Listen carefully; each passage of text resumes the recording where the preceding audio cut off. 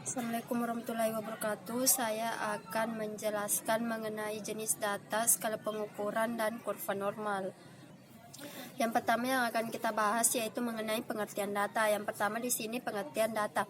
Pengertian data pada kehidupan sehari-hari berarti fakta dari suatu objek yang diamati yang dapat berupa angka-angka maupun kata-kata. Adapun pengertian data menurut Ari Kunto pada tahun 2002 halaman 96 yang mengatakan bahwa data adalah hasil pencatatan peneliti yang berupa fakta ataupun berupa angka. Jadi dapat disimpulkan bahwa data adalah informasi yang diperoleh dari suatu pengukuran atau penelitian. Selanjutnya yaitu mengenai jenis-jenis data. Jenis data di sini yang pertama itu berdasarkan bentuk dan sifatnya data dapat dibedakan, yaitu yang pertama data kualitatif. Data kualitatif ini adalah data yang berbentuk kata-kata bukan dalam bentuk angka, ataupun data kualitatif ini dapat diperoleh melalui wawancara, diskusi ataupun observasi.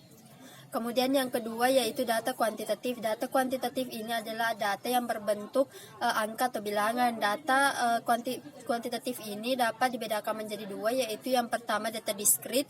Data diskrit di sini adalah data dalam bentuk angka yang diperoleh dengan cara membilang dan berbentuk bilangan bulat. Kemudian yang kedua yaitu data kontinu. Data kontinu adalah data dalam bentuk ataupun angka yang diperoleh berdasarkan hasil.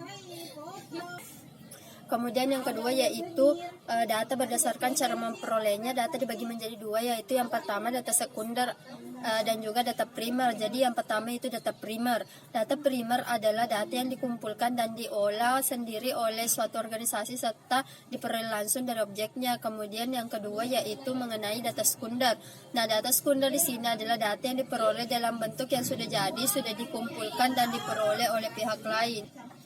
Kemudian yang kedua yaitu skala pengukuran. Skala pengukuran terbagi lagi, yaitu yang pertama skala nominal.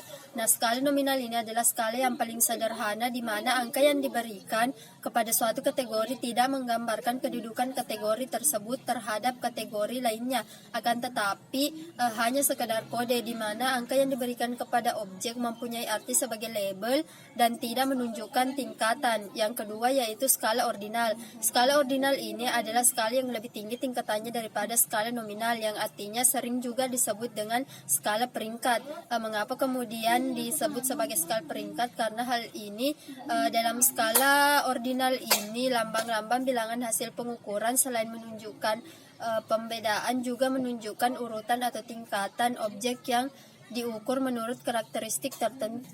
Kemudian yaitu skala interval. Skala interval adalah skala yang mengurutkan objek berdasarkan suatu atribut yang membedakan informasi tentang interval antara suatu objek dengan objek lainnya, yang artinya adalah sama, atau dengan kata lain skala interval ini adalah skala yang jaraknya sama. Kemudian yang kedua yang keempat yaitu skala rasio. Skala rasio adalah skala data dengan kualitas paling tinggi. Artinya pada skala rasio ini terdapat semua karakteristik skala nominal, ordinal, dan juga skala interval. Dan ditambah juga dengan sifat adanya nilai nol, yang artinya nilai nol itu bersifat mutlak. Kemudian selanjutnya yaitu kurva normal. Adapun pengertian dari kurva normal itu sendiri, yang pertama kurva normal merupakan suatu alat statistik yang sangat penting untuk menaksir dan meramalkan peristiwa-peristiwa yang lebih luas. Kemudian ciri-ciri dari kurva normal yaitu yang pertama bentuk dari kurva normal.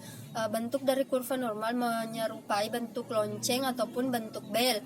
Kurva normal merupakan suatu poligon yang dilicinkan, yang mana ordinatnya memuat frekuensi dan absisnya memuat nilai-nilai variabel. Adapun bentuk kurva normal adalah simetris sehingga luas ataupun rata-ratanya ke kanan dan ke kiri masing-masing itu mendekati 40%.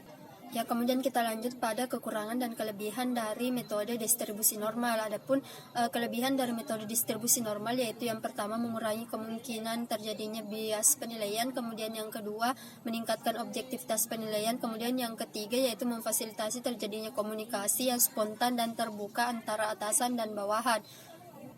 Kemudian ada pun kekurangannya dari distribusi normal, yaitu yang pertama menggunakan sistem distribusi normal yang salah penerapannya. Kemudian yang kedua, ketika diterapkan secara konsisten, metode distribusi normal justru membangkitkan tantangan yang baru menyulitkan. Kemudian yang ketiga, kategori yang digunakan tidak menunjukkan kinerja yang sebenarnya.